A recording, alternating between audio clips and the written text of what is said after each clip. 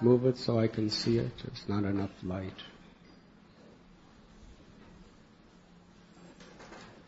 Vinas, everyone has to see it too. Vinasya lingasya guna pravaho Dravya kriya karaka chetanatma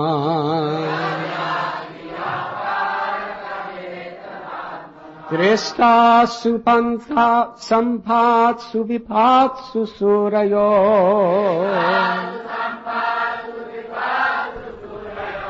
Avikrayante maibada suhrita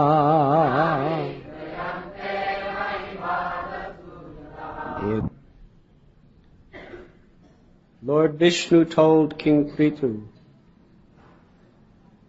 my dear king, the constant change of this material world is due to the interaction of the three modes of material nature.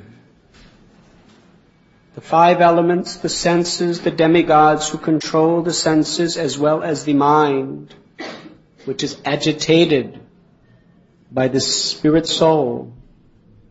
All these taken together comprise the body. Since the spirit soul is completely different from this combination of gross and subtle material elements, my devotee who is connected with me in intense friendship and affection, being completely in knowledge, is never agitated by material happiness and distress. Report by His Divine Grace, A.C. Bhaktivedanta Swami Prabhupada. The question may be raised that if the living entity has to act as the superintendent of the activities of the bodily combination, then how can he be indifferent to the activities of the body? The answer is given herein. These activities are completely different from the activities of the spirit soul of the living entity. A crude example can be given in this connection. A businessman riding in a motor car sits in the car, supervises its running, and advises the driver. He knows how much gasoline is used up, and he knows everything about the car. But still he is apart from the car and is more concerned with his business. Even while riding in the car, he thinks of his business and his office. He has no connection with the car, although he is sitting there. As the businessman is always absorbed in thoughts of his business, so the living entity can be absorbed in thoughts of rendering loving service to the Lord. Then it will be possible to remain separate from the activities of the material body. This position of neutrality can be possible only for a devotee. The word bada sohrida, bound in friendship, is particularly used here. Karmis, jnanis, and yogis cannot be bound in devotional service. Karmis fully engage in the activities of the bodies. Their aim of life is to give comfort to the body only. Jnanis try to get out of entanglement by philosophical speculation, but they have no standing in the liberated position. Because they do not take shelter under the lotus feet of the Lord, they fall down from the exalted position of Brahman realization. Yogis also have a bodily concept of life. They think that they can achieve something spiritual by exercising the body through dharana, asana, pranayama, etc. A devotee's position is always transcendental because of his intimate relationship with the Supreme Personality of Godhead. Therefore, to remain always aloof from the actions and reactions of the body and engage in one's real occupation, namely rendering service to the Lord, can be possible only for devotees.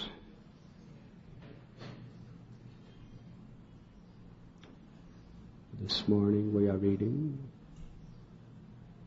from Srimad Bhagavatam, Canto 4, Chapter 20, entitled Lord Vishnu's Appearance in the Sacrificial Arena, text number 12.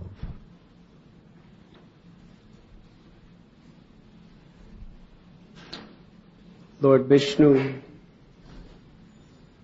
who is extremely pleased by Prithu Maharaj's devotion, has appeared at his yajna to bestow benediction upon his devotees. Today, Lord Vishnu is explaining in essence what it means to be transcendental. Unless we understand the nature of the world, we cannot understand how to be transcendental to this world. So first he is explaining how this material existence is operating. It is a place where there is constant change. Nothing is stable. There is no permanence within the material realm. This constant change is actually the cause of endless suffering for the spirit soul. Because the soul is eternal. The soul is longing to find eternal refuge, eternal shelter, eternal joy.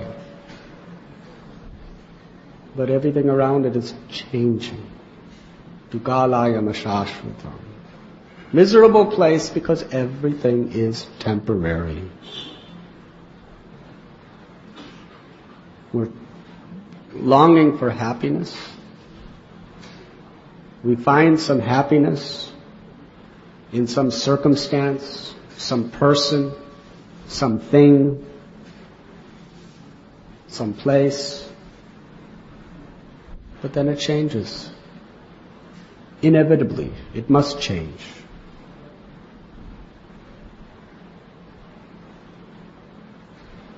Even the body, which is the vessel we are trying to enjoy through, is constantly changing. We are seeing through very gross perception. We think we're young for some time. We don't really notice how we're changing until major changes take place. But actually, at every moment, there's innumerable changes taking place in your body. The atomic particles, the cells, everything is always being changed. If you look at any part of your body under a microscope, you will see constant change taking place by the power of time. Time is influencing change everywhere and everything.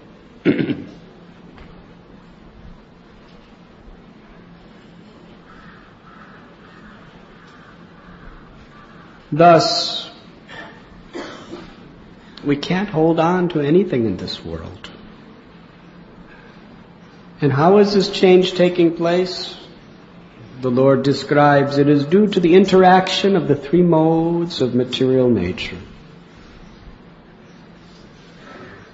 the modes of goodness, passion, ignorance, they are constantly in motion, constantly activated. And because everything within material creation is under the influence of these modes of material nature, therefore everything is changing.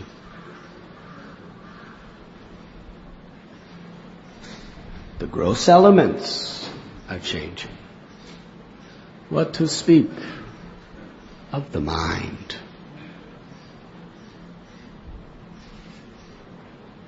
Historians who go to very historical sites, they see things in terms of centuries and millenniums.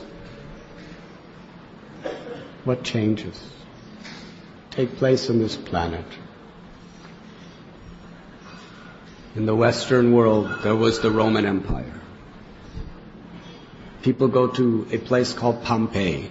That was the city of the West. Elegant, beautiful. People from all over the world, even from India, were going there to see the beauty of this city. And now what do you see? Ancient ruins. It was under a volcano. Vesuvius just covered it all. They didn't even know it existed. They read about it in history books, but they didn't know where it was. And 1,000 years later, somehow or other, they found out it was way underground, and they dug it, and there they found the whole city underground in ruins. There you go. It's a very popular place.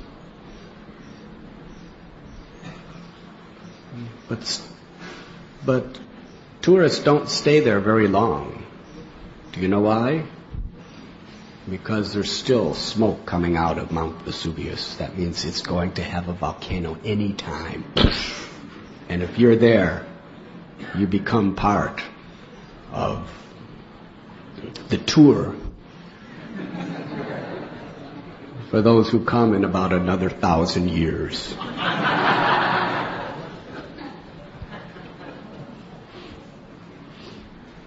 Really, they have bones of people who died in that volcanic eruptions.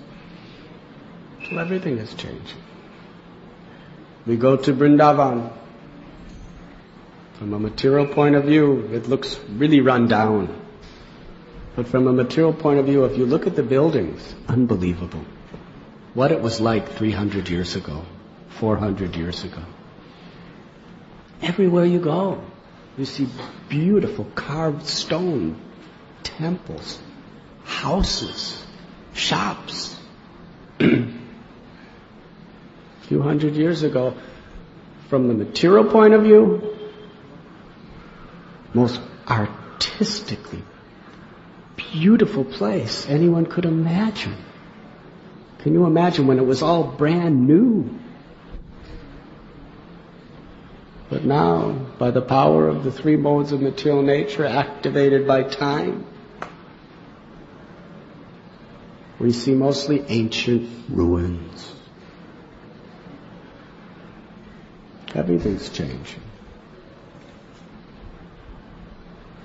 When Srila Prabhupada went to Juhu, it was an isolated swamp. So far from Bombay.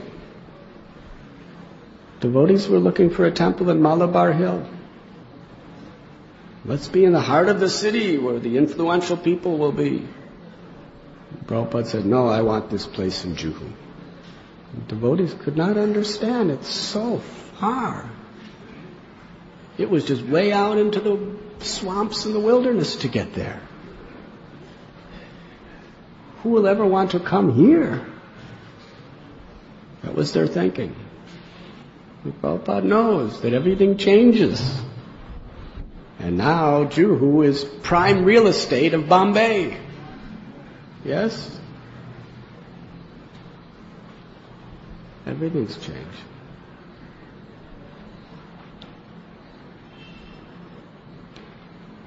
I was brought up in a very, very simple small town where all the buildings were just It's tiny little one-story shops in the downtown. Very quiet place. No criminals or thieves would even bother going there. People would leave their doors open. Very, very simple place. Very quiet place. But recently I drove through that place, and there's 30-story buildings, international corporate offices,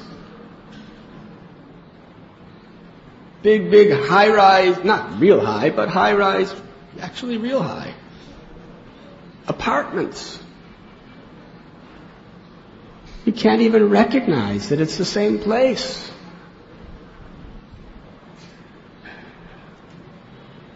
Everything's changing. Nothing remains stable in this world.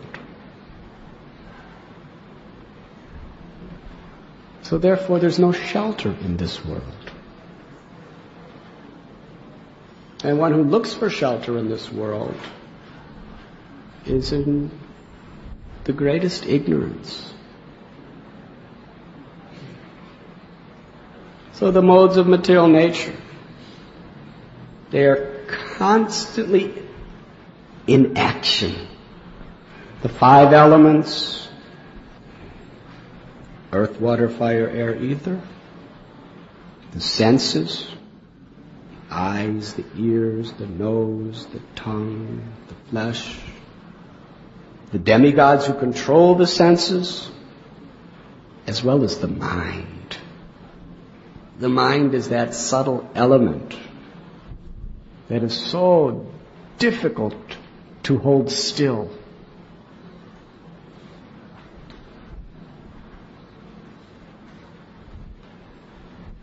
The mind is considered the 6th sense. If you can control your mind, it is your best friend. If you cannot control your mind, it is the worst enemy. And who in this world can control their mind? Very, very difficult. The mind can make heaven into hell and hell into heaven. The mind is always groping and searching for pleasure, but always somehow or other finding reasons to be dissatisfied. It's quite incredible. Everything you've always wanted for your whole life, if you get it all, still your mind will be searching for some reason to be dissatisfied. Do any of you have this experience ever?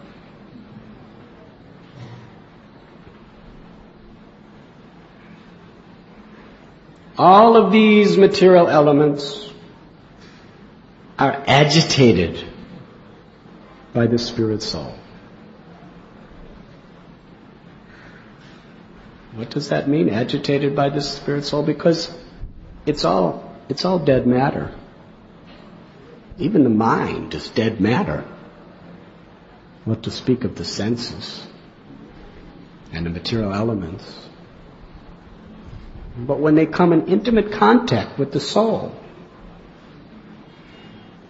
they are agitated by that presence of the soul. Agitated in the sense that they have so many desires. The senses are dead. But when the soul is there, they become agitated. I want food. I want music. I want to see the sights. I want something soft to touch. So many things the senses want because it's agitated by the presence of the soul. And there's a mutual relationship. Because when they want so many things, then they agitate the soul.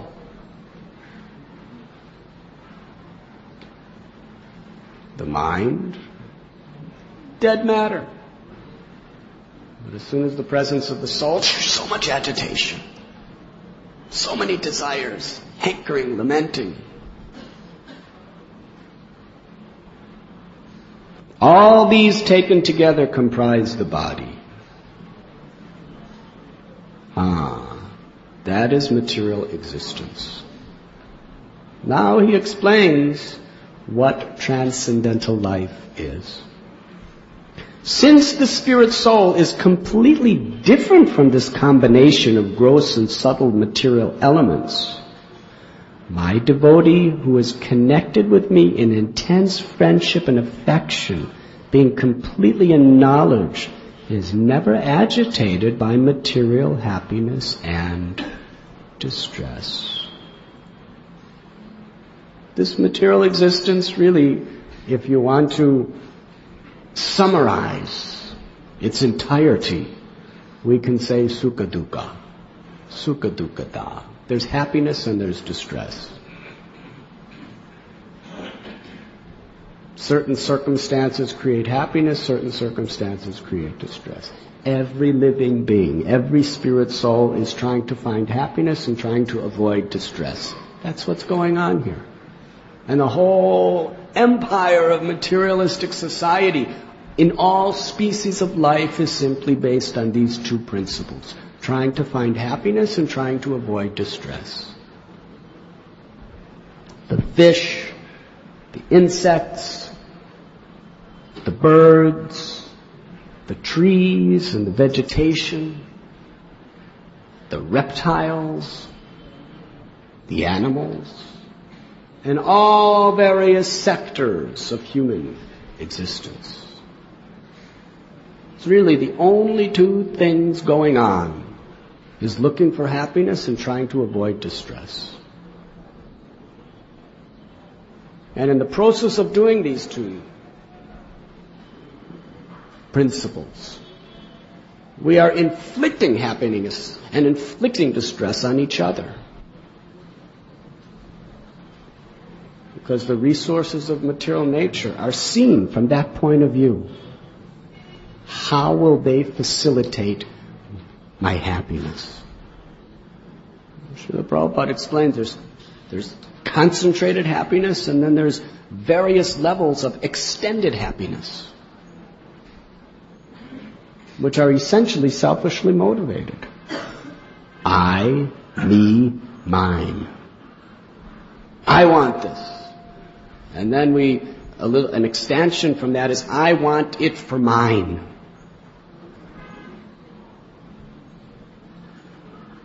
The grossest type of selfishness is my tongue, my eyes, my ears, my flesh, my mind.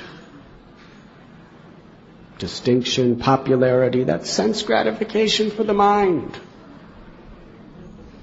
And then the comforts of the body, Srila Prabhupada is describing, they are sense gratification for the body. And when we extend it, we think in terms of my family. If they are happy, I am happy, because they are extensions of me, my body. And a greater extension is my caste, my village. Extend that to humanism, humanitarianism, my race.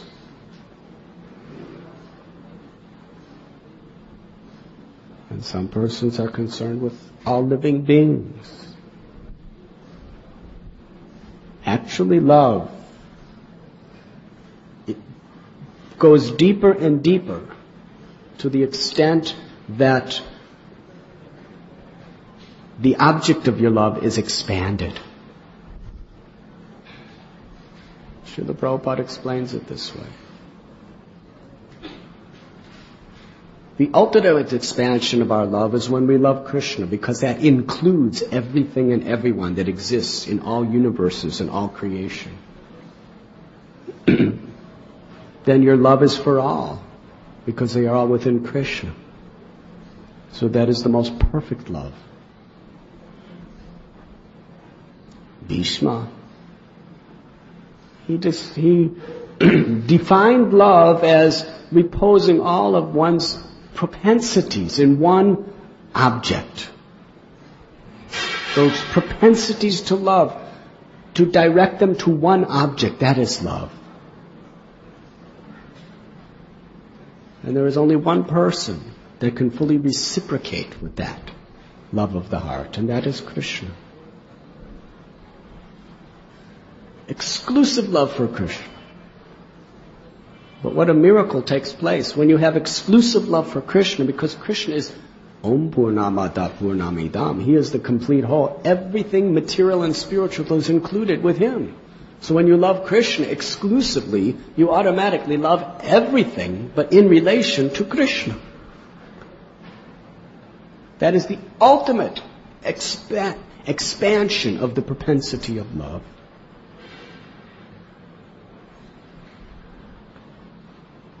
No one can love everything and everyone. Some people try. I want to love this person, and I want to love that person. I want to love my enemy here. I want to love this. I want to love the Chinese and the Africans and the white people and the Indian people. I want to love every man and every woman, every child and every old person. I want to love everybody. But how many people can you love? Haribo. And even if you want it, your mind is always finding faults. Hare Krishna. So this idea of universal love by loving everyone as brothers and sisters is an illusion. It's an imagination. But if you repose exclusively all that propensity to love in Krishna, then simultaneously, automatically, your love is spread to every living entity in all spiritual and material worlds, because they are all included in Krishna. That is universal love. That is the nature of the soul.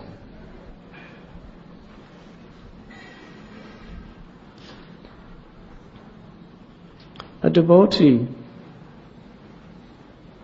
is supervising the affairs of this material body that he or she is living in. But Vishnu here is explaining how such a devotee, although within this material body, is not agitated by material happiness and distress. In Srila Prabhupada's beautiful purport,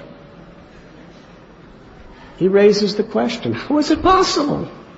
How is it possible that you're in the body and you have to deal with all the activities of the body and be transcendental to the body? Even great souls, when they become sick, there's a change there. They can't do certain things. Srila Prabhupada, his body appeared that it became old.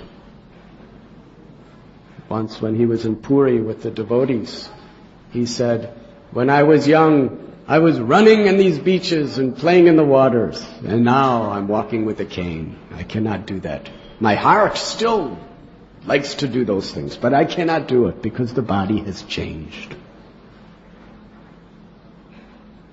So we cannot ignore the apparent reality that we are subjected to the changes of bodies. It's like Jagannath Das Babaji Maharaj. When he was a teenager, he was dancing ecstatically in kirtans. Yes?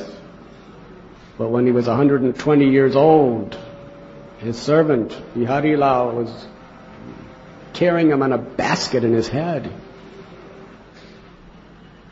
When he was a young man, he was seeing the deities in Vrindavan and Navadvip.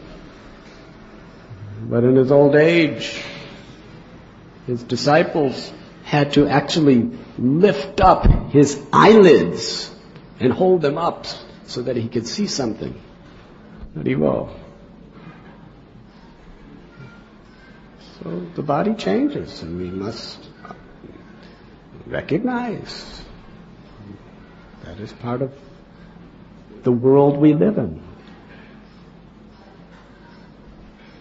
And so many thoughts, so many desires, so many needs. People need food. You can say transcendental. Don't eat. you are transcendental. That's the way devotees used to preach. An immature conception. Prabhupada is revealing exactly what transcendental means to a mature Vaishnava. But immature devotees, they just think transcendental is something that is very unrealistic.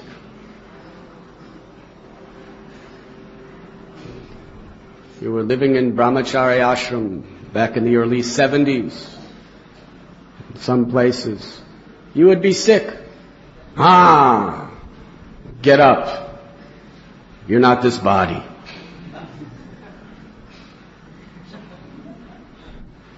Hare Krishna. All right, so people were trying to get up, struggling. I'm not this body, I'm not this body. Still you fall down.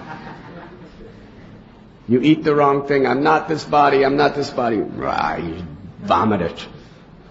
Why are you vomiting if you're not this body? Haribo. You're not this body, but you're in this body. I remember in the brahmachari ashrams, if someone had the inclination, maybe I should get married. Illusion, you're not this body. Sex life is just the imagination of the mind. You're not this body. Just forget it. Hare Krishna. Anyways, most of those instructors have wives and several children when I meet them. Because yes, you're not this body, but still, you're in this body. You have to deal with this body. Body needs sleep. Prabhupada explains in one purport that intelligence means to get enough sleep. That's one definition of intelligence. Because if you do not get enough sleep, then your mind becomes so disturbed and agitated, and your senses just become so worn out that you become easily disturbed by situations. You fall asleep when you're chanting japa. You fall asleep when your Bhagavatam class comes. You're not doing your service attentively. So we have to give the body what it needs. Krishna says in Gita that not too much or too little sleep, not too much or too little eating. This is intelligence.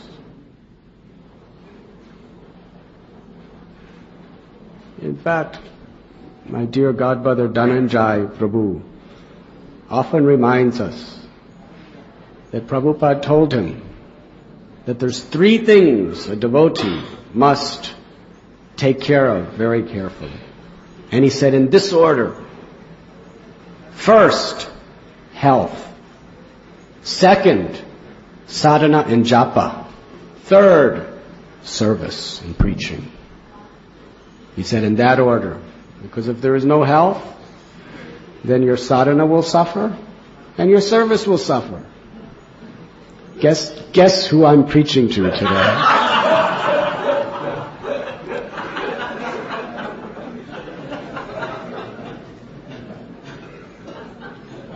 So obviously I am not speaking from the realized platform. It is theoretical, but that's what Prabhupada said. Because realistically, how can we do our sadhana properly? How can we do our service and our preaching properly if our health is not proper? It's very, very difficult.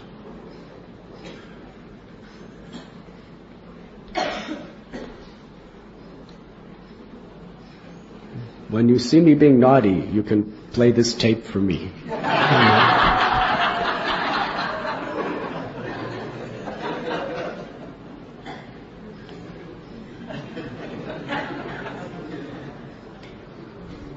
So Srila Prabhupada is explaining how through all these various changes of this physical body that we live in, how to remain in constant shelter of the Lord.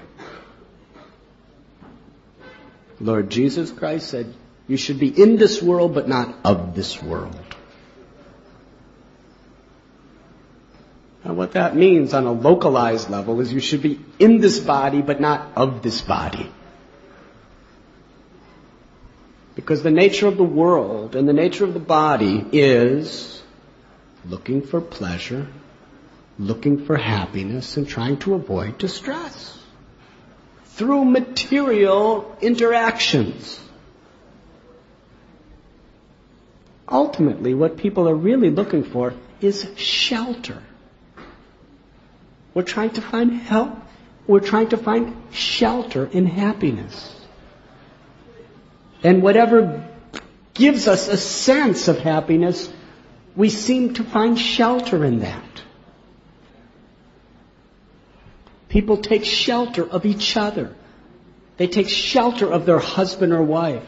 They take shelter of their mother and father. Sometimes we take shelter of our friends. We take shelter of our governments. Some people, they find happiness in cigarettes or alcohol or narcotics. They take shelter in these things. Some people, their minds are frustrated and they want to forget the world, so they turn on the television and they take shelter of television.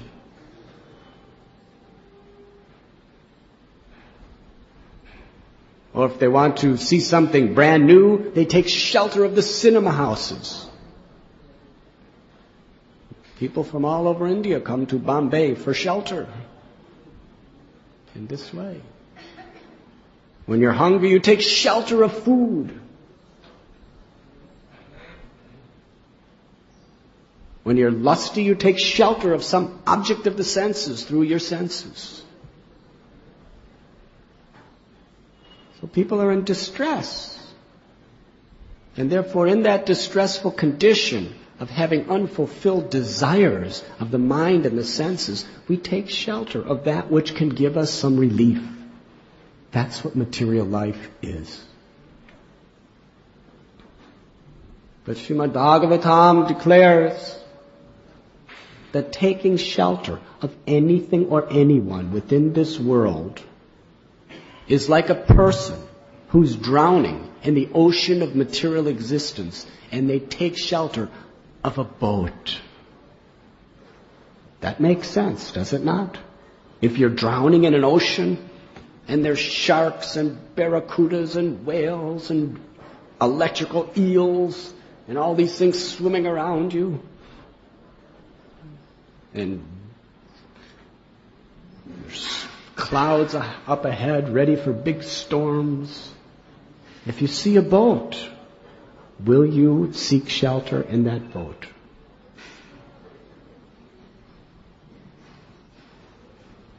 But all the boats in this material existence are constructed by the material of stone.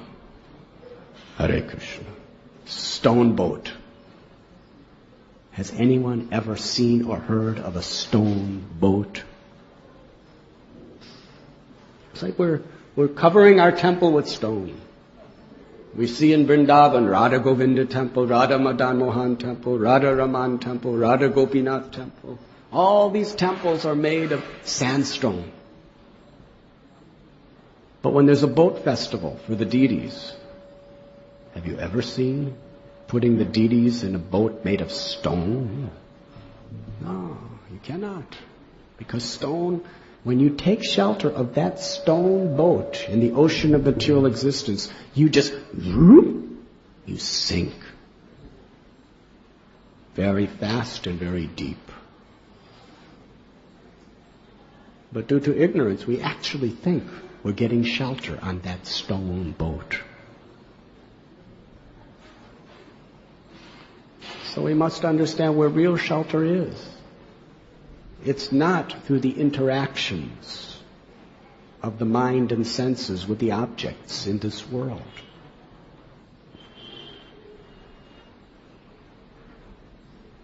Thus, a devotee, although living within this body and dealing with the various transformations and conditions of this body, always keeps his or her consciousness focused on its eternal activity, devotional service to Sri Krishna.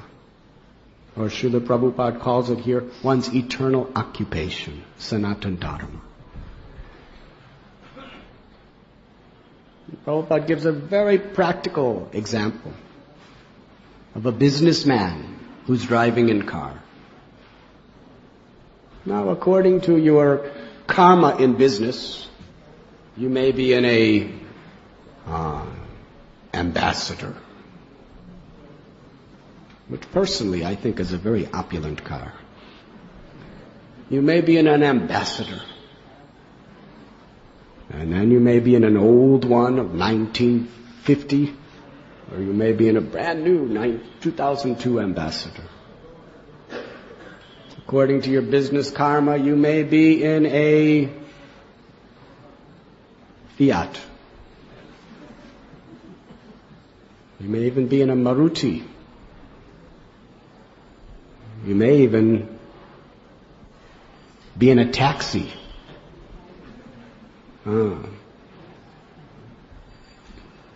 Or you may have a Ford or a Toyota Qualis.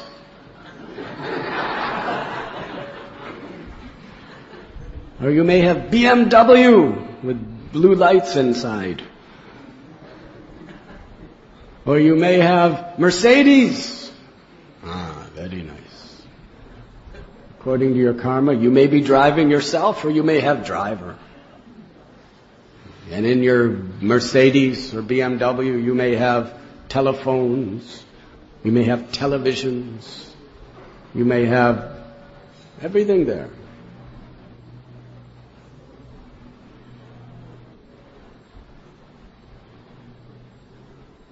So while you're driving in the car, you have to be aware of how much petrol is in the car. You have to be aware of what lane you're driving in. Yes? If you're a devotee, you might be driving in the Radha Gopinath Sankirtan book distribution van. So these brahmacharis, they're transcendental. So if they're so transcendental that they're driving in the wrong lane, and one of the brahmacharis in the back says, Prabhu, you're in the wrong lane. He says, I am transcendental. Crash. Even when you're in cars, you should put on safety belts. So many devotees have left their bodies because crash and they go through the windshield. So we have to be realistic. Driving in vehicle. You have to see who's coming, who's in front, who's behind. So many material considerations are there. But the question is, what is your mind fixed on? Prabhupada explains, a businessman has his business. His car is just a facility. His car is a means. He's not attached to the car. He's doing what the car has to do, but his mind is fixed on his business work. What is our purpose? The easiest way, actually, to control the mind is to be dedicated and committed to your purpose. This is a reality. As devotees, if you're committed to something, if you take serious responsibility for a particular service, then your mind is engrossed in that thought. Vyavashayatmaka buddhya rekeha kudunandana bahushakahyanantasya buddhayo vyavashayana. But if your mind is not fixed, then it wavers to so many places, so many things. I'll do this today. Today I'll do that. Tomorrow. Actually, I did this yesterday. I liked that, but I really didn't like it, so I'll do this too. This is breeding ground for Maya to take over your consciousness. Therefore, Srila Prabhupada was very practical. He gave serious responsibilities. He asked the devotees to take serious responsibilities and make firm commitments in their spiritual lives. Then naturally our mind, bound by the responsibility, is concentrating on one's service. And we see amongst devotees all over the world, this is a big problem. Devotees who aren't really fixed in a service. Devotees who really don't have a real sense of commitment and responsibility. Devotees who aren't really feeling obligated to achieve something for Krishna. Then their minds just accepting and rejecting, accepting and rejecting, accepting and rejecting. And Maya plays havoc in such an environment.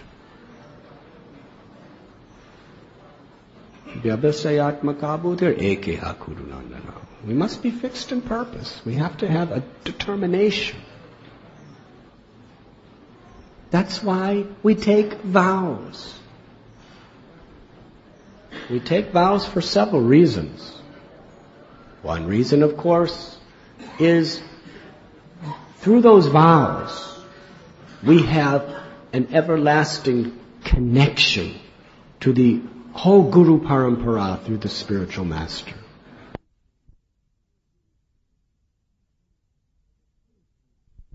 Serious connection because it's based on lifelong vows.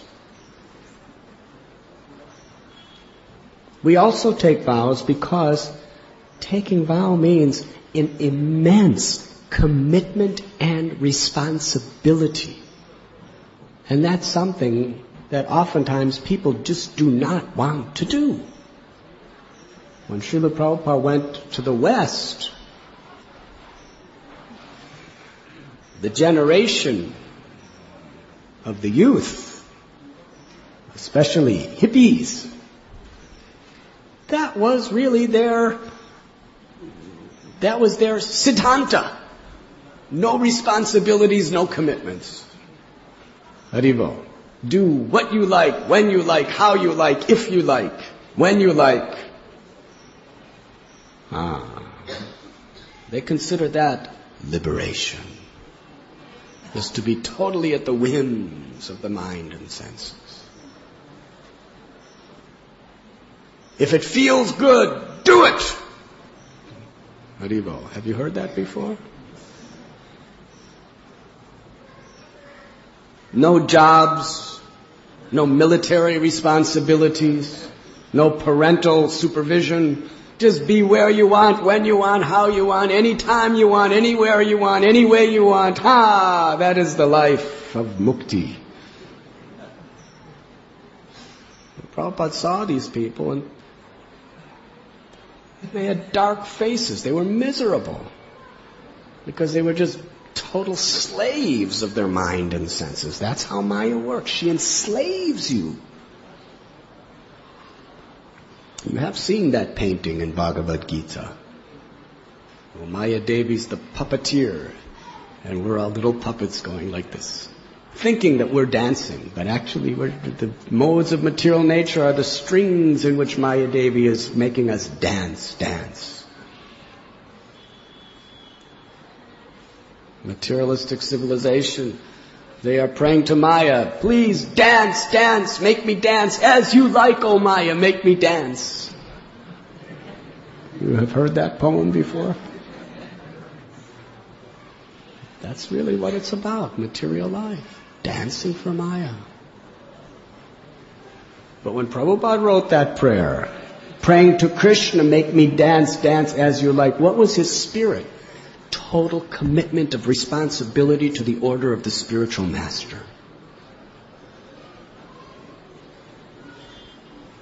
Despite heart attacks, despite seasickness, despite strokes, despite poverty, despite loneliness on the physical point, despite all these difficulties, didn't matter.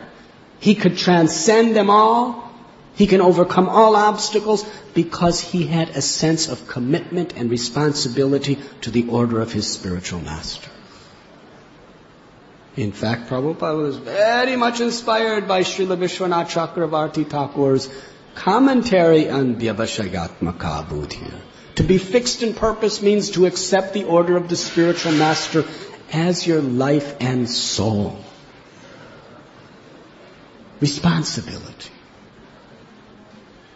So we take vows, chant at least 16 rounds every day. Follow the 4 regulative principles of freedom.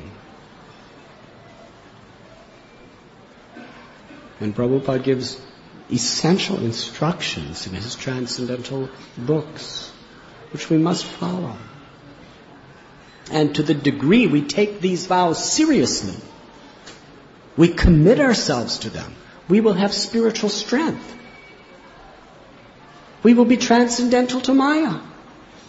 Maya is saying, don't chant your rounds today. You're tired. You're not feeling well. You have so many other things to do. All right.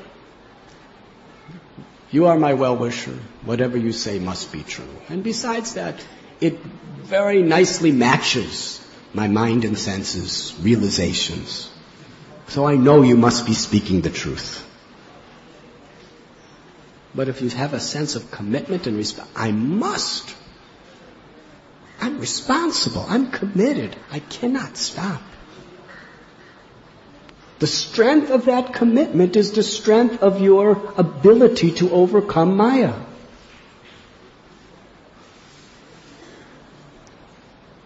Now, Prabhupada's talking about a businessman in a car. If that businessman is serious about his business, if he has serious responsibilities in his business, that's what he's going to be thinking about in the car.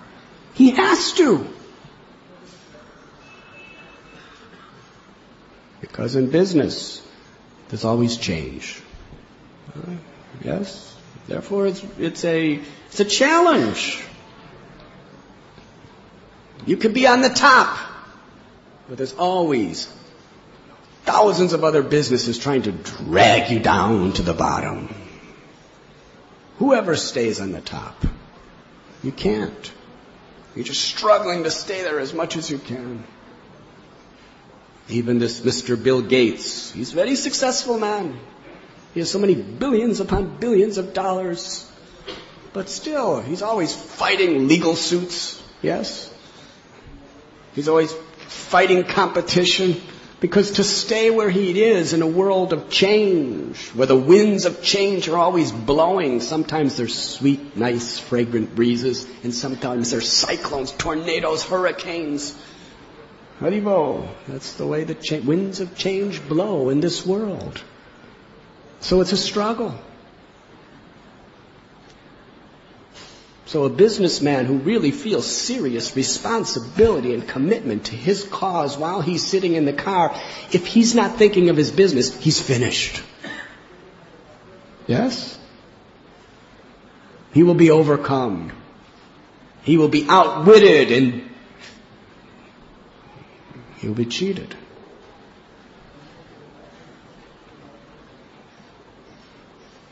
It's the world of cheaters and cheated. So if he's just looking at the scenery thinking, oh, very nice, very nice. By the time he gets to the office, disaster. So he's thinking what to do. When I get to the office, what will have to be done? I must prepare myself. Responsibility, commitment. Although, yes, he sees the scenery, he knows exactly what's happening in the car because it's part of his service. It's part of his business. That car operates properly. It's part of his business that car takes him where he needs to go, when he needs to go, how he needs to get there. Yes? How many businessmen are here? Is this correct? I'm not a businessman, but someone please confirm that what I'm saying is true or false.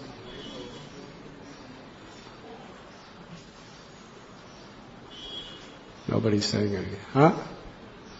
Krishna Chandra Prabhu. Huh? I'm right. Haribo, I'm right. Here's Krishna Chandra Prabhu. He's a CEO, Chief Executive Officer of Mafatlal Industries. Now, what if you didn't take responsibility and commitment for what was expected of you? What would happen to your position and what would happen to the company? Haribo.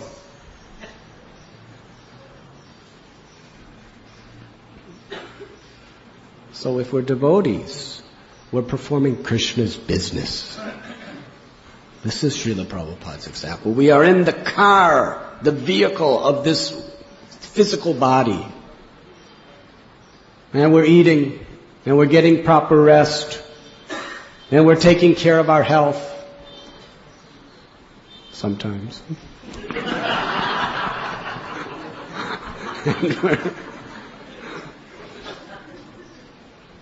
And we're bathing it. And we're dressing it.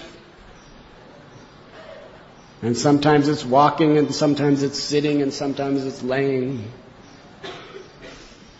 But what is the purpose? What is the consciousness of the driver within this car? Service to Krishna. Man manabhavamad bhakto madhya jivnam namaskuru.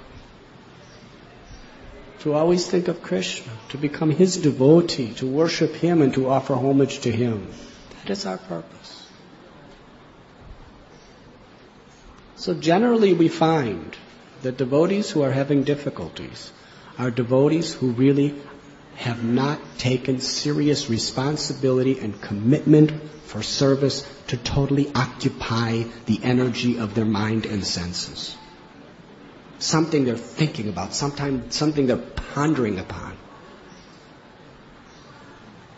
Srila Prabhupada would like to put his devotees in transcendental anxiety. Haribo. Now, Vaikuntha means a place of no anxiety.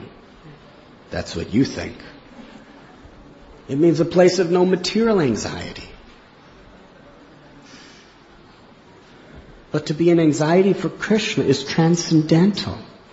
And that anxiety occupies the mind. In the material sense. Which consumes your mind and consciousness more? When things are nice or when you are in anxiety?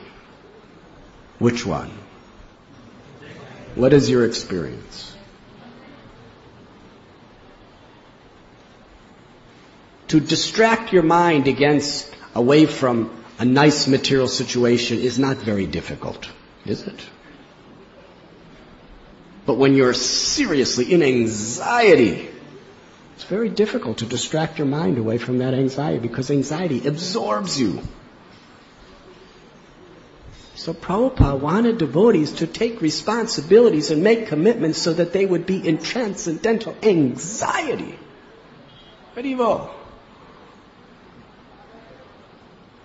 But because they're in anxiety for the purpose of pleasing Krishna and serving Krishna, that anxiety purifies their heart. It's miserable when it's for our own selfish cause. But when it's for the cause of Guru, Vaishnavas, and the Supreme Personality of Godhead, it creates fulfillment. That one sannyasi was living in Vrindavan. And he was given some charge of building Krishna Balaram temple. In those days, in the mid-70s, India was not as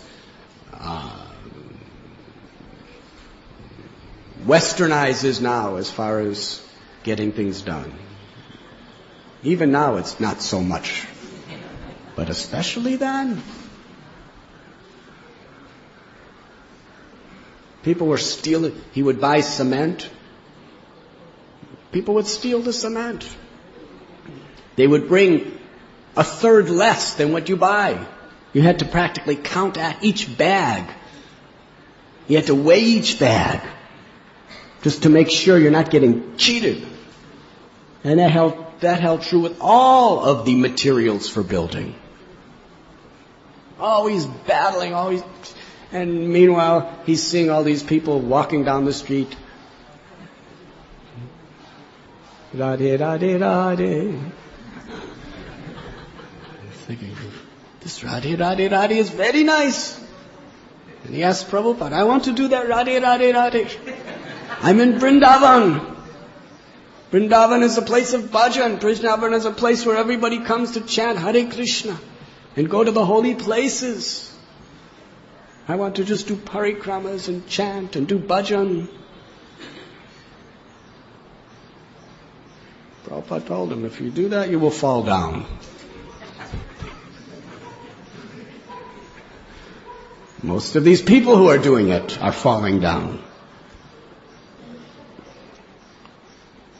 He said, your samadhi is to build this temple. This anxiety is total absorption in Krishna, because it's total absorption in Krishna's service. So Prabhupada considered it superior to take responsibility, not just do what you like when you like.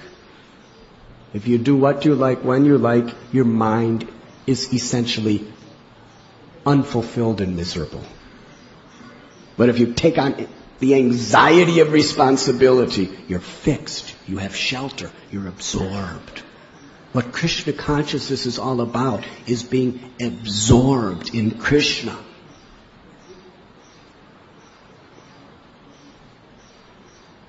Our conception of being happy in Krishna consciousness is not necessarily happiness in Krishna consciousness. Real happiness in Krishna consciousness is making Krishna happy. And what makes Krishna happy is when we are absorbed in serving Him, in pleasing Him. When we're chanting our japa in the morning, it's not much anxiety if you just let your mind wander to its various natural vacation places.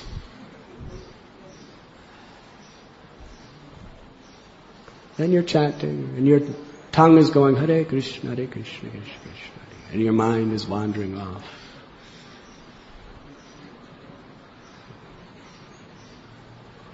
But to actually keep the mind fixed in the sound of the holy name, Hare Krishna, to remember Krishna as you're chanting. To a neophyte devotee, there's anxiety in doing that. It's not much anxiety when the mind is wandering. You just let it wander. Just think about this and just somehow or other keep the name making some sound in the tongue and let it go. Hare Krishna, Hare Krishna, Krishna Krishna. But what an anxiety. Bring it back, Krishna, Hare Krishna, Hare Krishna. Krishna, Krishna, Krishna. It's anxiety, isn't it? But that's your responsibility. That's your commitment to hear the holy name. And that anxiety, you are absorbed in Krishna due to that anxiety. Otherwise, you're absorbed in Maya. So Krishna consciousness means absorption.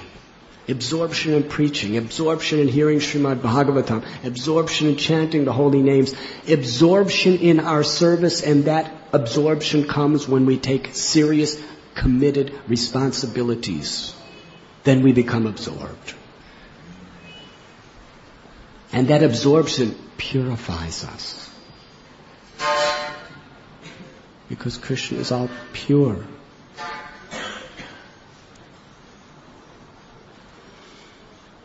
And Srila Prabhupada explains that only a devotee can be absorbed in this way.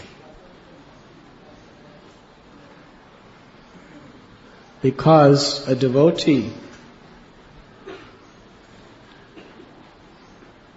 Buddha, Bada Sovrida, is developing an affectionate friendship with Krishna. Devotee has a personal relationship with Krishna. Therefore, a devotee can always be absorbed in Krishna on the basis of that affectionate, friendly relationship. Others cannot.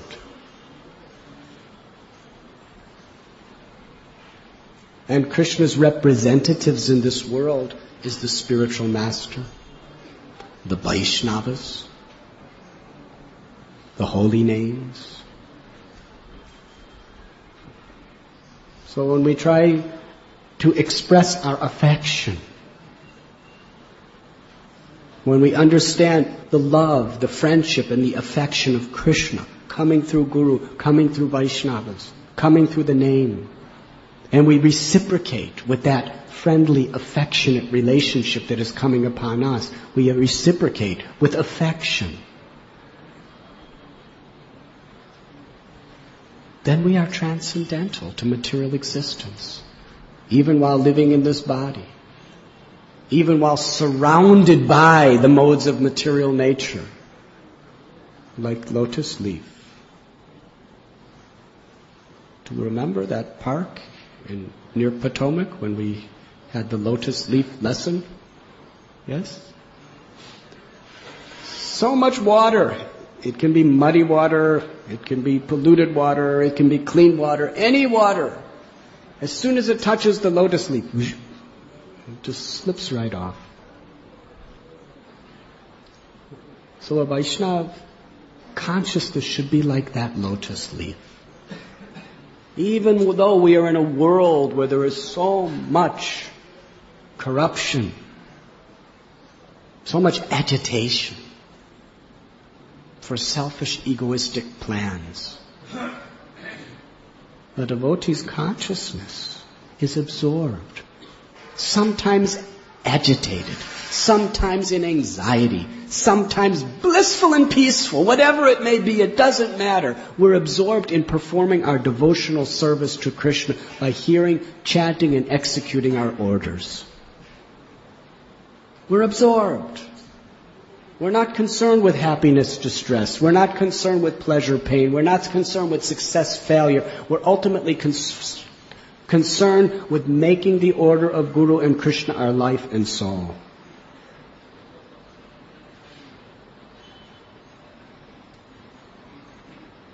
Sometimes happiness and peace will come. Sometimes anxiety will come. It doesn't matter. We're not the enjoyers. The question is, how is Krishna enjoying? Krishna is enjoying to the degree we are surrendered. And surrender is a practical conception. Surrender really means absorbing our consciousness in positive devotional service. Atasri Krishna Navadi Navavegrayamendriya.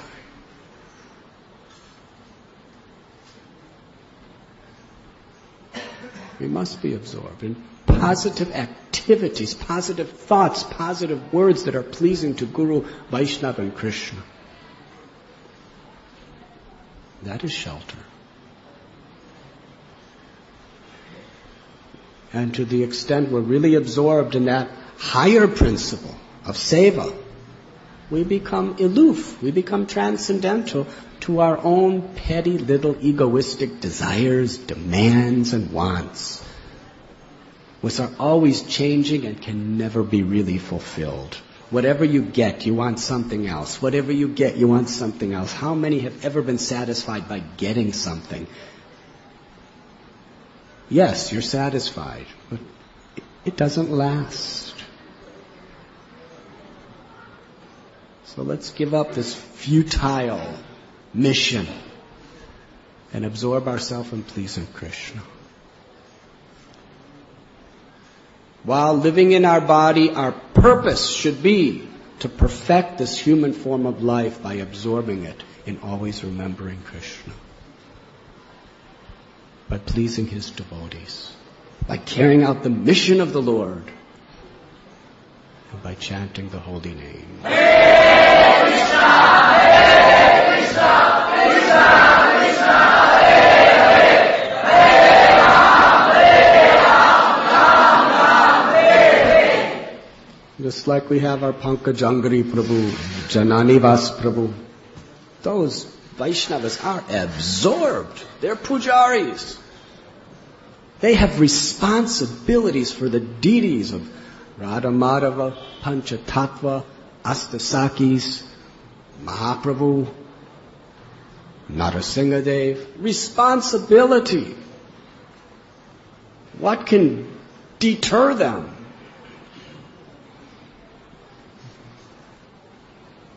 Sometimes it's burning hot in Mayapur. They go on with their service. Sometimes it's floods. I was not there, but I have seen photos and I have heard stories. Every few years, there's massive floods. Now they can just think, well, Ganga has taken over. How can we do our puja now? They would be, the flood would be up to the Narasimha Dev was underwater. Radha Madhav, the flood went all the way up to them. It was about 8 feet of water, 10 feet of water. Haribo. So what did they do? They had responsibility. The deities need their offerings every day, 6 times. They would be going on boats right up to the deities. They would swim underwater to do seva for Narasimha Dev. Haribo. And when the Ganga floods, it's dangerous from the material sense because it covers all the agricultural fields, and in the agricultural fields are so many cobras and other venomous snakes and scorpions, and now they're all just swimming around in the water. So they're swimming next to cobras to get to the deities. Sometimes they had boats to bring. They had to bring the dresses and the jewels. They'd bring it by boats and dress the deities. Sometimes they would just dive in and swim up to the deities with all these snakes and get to the altar and then offer arti right on time. Haribo. That's absorption. What is the absorption? Responsibility, commitment. This is what Guru has asked me to do. I must do. No question. There's no room for Maya in such a lifestyle. And sometimes there were attacks on the temple, where there were gangs. They came with guns and they were shooting people, throwing bombs and attacking. And they were just, let me die, but my responsibility is to serve these deities. Between you and me, one of them was even shooting guns at people. Such a peaceful, gentle Brahmin had to shoot guns to protect the deities. Haribo. Absorption in commitment, responsibility for their service. This is how we make spiritual advancement. Srila Prabhupada said, you make spiritual advancement to the extent you accept responsibility in Krishna service. This is what responsibility means, from the heart. That's surrendered commitment. Come hell or high water, it will be done. Even if it means my death, I will try. That is responsibility. That is how we should follow our vows of chanting the holy names. That is how we should try to find some service to execute for Krishna. We may be grihastas, we may have occupations. That is a responsibility to do it for Krishna. But above and beyond that, to actually be exemplary to the family, to actually take on something that you can help the temple with, the mission with, the preaching with, that invigorates our consciousness. It may cause anxiety, it may cause some pinch to our life, but that, if we take too much anxiety, we may not be able to handle it. But we should take some anxieties for Krishna. We should take such responsibilities for Krishna. then we're actually fixed in Krishna.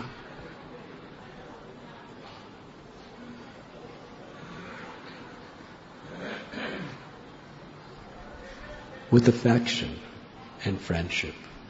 Why affection and friendship? Because we don't have to do it. No one's forcing it. It's done by our own free, sweet will. Prabhupada never forced anyone to do anything. He expressed his desire and said what he wanted, but then it is our sweet free will to do it or not do it, based on our affection.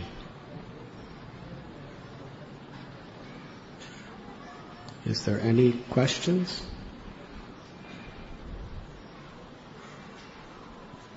Yes, Mataji.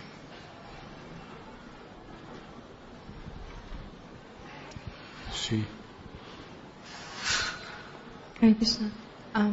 When one is too much in material anxiety, does that mean the way to get out of that is to absorb oneself in spiritual anxiety? That is a way, yes. Actually, if you're in material anxiety, the solution is to take shelter of Krishna. And when we're in material consciousness, it causes anxiety to the mind and senses to take shelter of Krishna. Does it not? So yes, we must be absorbed in Krishna, whether it causes anxiety or doesn't cause anxiety. But we must be absorbed in Krishna. And absorption in Krishna really means responsibility. A sense of real responsibility. Even Bhajananandis, Haridas Thakur, he was just sitting and chanting. But what kind of a commitment he had. What responsibility he had. And that responsibility protected him from Maya. Yes? The prostitute came on the direction of Ramchandra Khan, and she was, so many nice ways she was trying to seduce him. But he told her, I made a commitment. I have to chant 300,000 names a day, 192 rounds. I haven't finished yet. So his commitment, his responsibility saved him from Maya. Yes? Of course, because he was tasting the sweet nectar of the holy name, he wasn't in anxiety chanting 300,000 names a day. He was in ecstasy. But then what happened when he became old? The story of the disappearance of Haridas Thakur, he was in anxiety. Govinda came to give him Mahaprasad of Jagannath. He says, I can't take this prasad. I haven't finished my rounds. But at the same time, if I don't take prasad, I will offend the Lord. So he took a morsel and offered his prayers to the prasad. The next day, Sri Chaitanya Mahaprabhu came to him and said, are you well? And Haridas Thakur said, mentally, he said, physically I am well. But spiritually I am in a diseased condition. I cannot finish my prescribed number of rounds. He was actually in anxiety.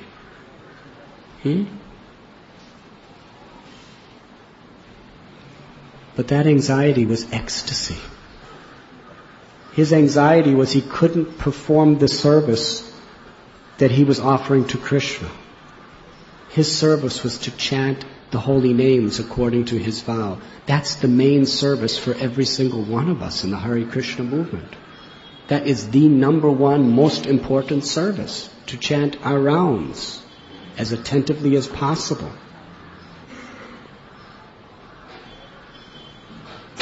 So he was in anxiety. Lord Chaitanya Mahaprabhu said, there's no reason for you to be in anxiety, Haridas. You've already fulfilled the purpose of your incarnation. You have already spread the chanting of the holy names. You've already given the greatest example for all the time to come. You've fulfilled your mission. Now you're old. How can you possibly chant 192 rounds a day when you're so old? Reduce your number of rounds. But Haridas felt such a commitment and a responsibility to do that. He was in so much anxiety. He asked the Lord, please let me give up my life. Haribo, let me give up my life in your presence.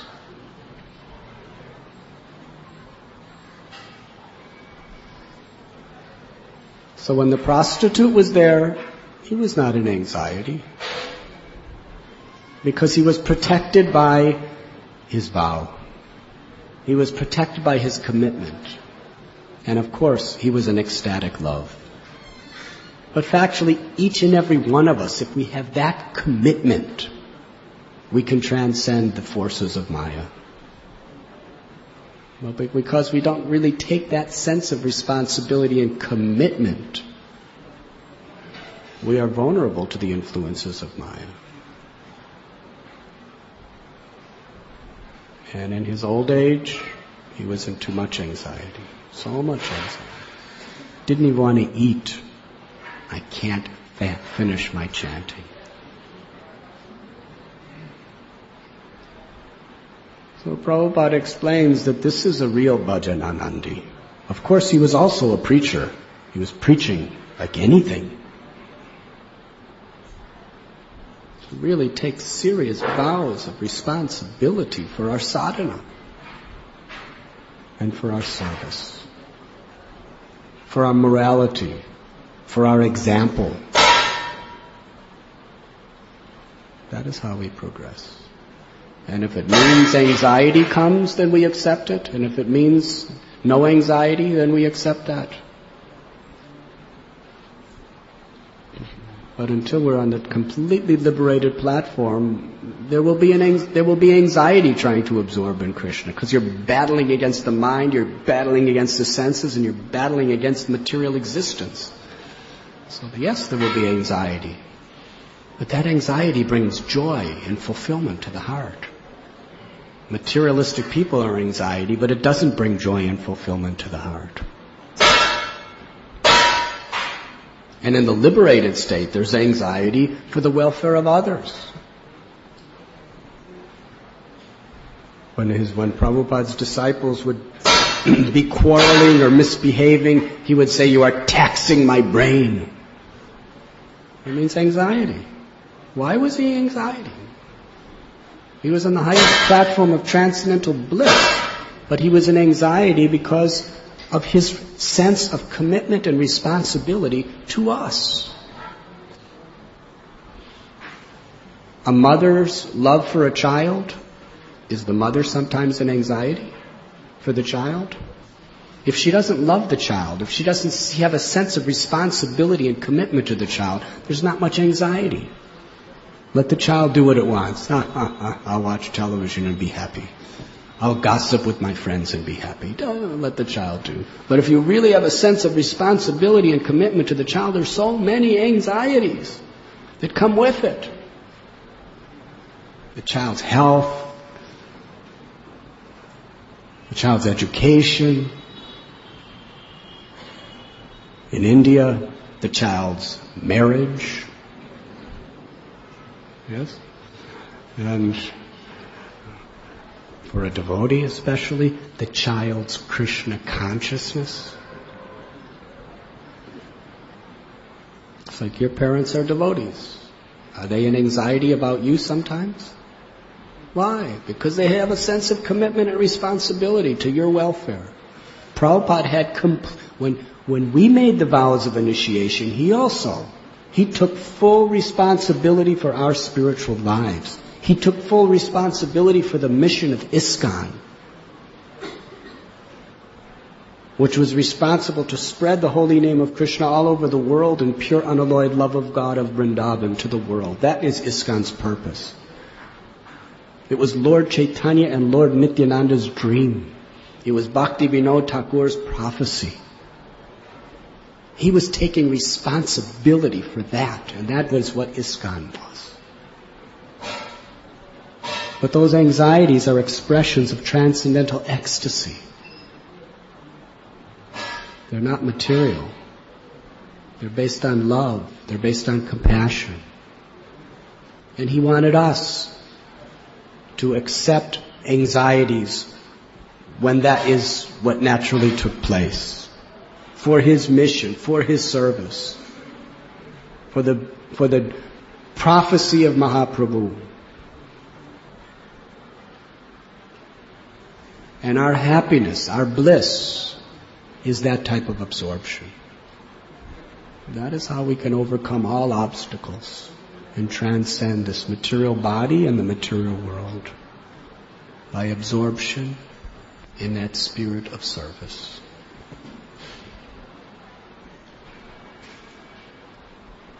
We will end with that thought. Thank you very much. Srila Prabhupada ki jai.